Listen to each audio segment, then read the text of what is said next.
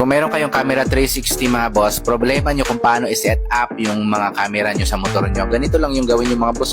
Bili lang kayo nitong bracket tapos Telesin double clamp mount. Ayan napakaganda ng setup natin, diba? Simple lang, napakadaling ikabit. Ayan diba? Wala pang alog yan mga boss. Ito yung sample na kuha ng ating camera mga boss gamit yung bracket natin.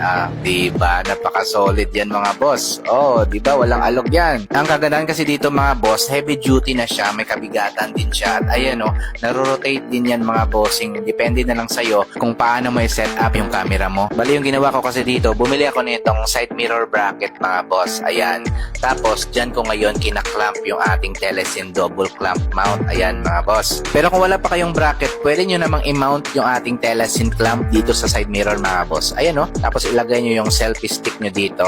Diba? Goods na yan mga boss. Meron din palang rubber yung bawat clamp niyan mga boss. Kaya siguradong kapit na kapit yung kanyang grip niyan. Napaka-solid yan. Hindi yan dudulas sa camera at sa bracket natin. Kaya ako naghanap kayo ng heavy duty na camera mount para sa mga 360 camera ninyo mga boss. Ganito na lang yung bilhin nyo. Ayan madali pang i-set up yan. Diba? So ilalagay ko na lang yung link nito dyan banda sa may baba ng video ko sa ako nabili para same quality yung makuha ninyo. So yan lang mga ride safe always mga boss and see you in the next one.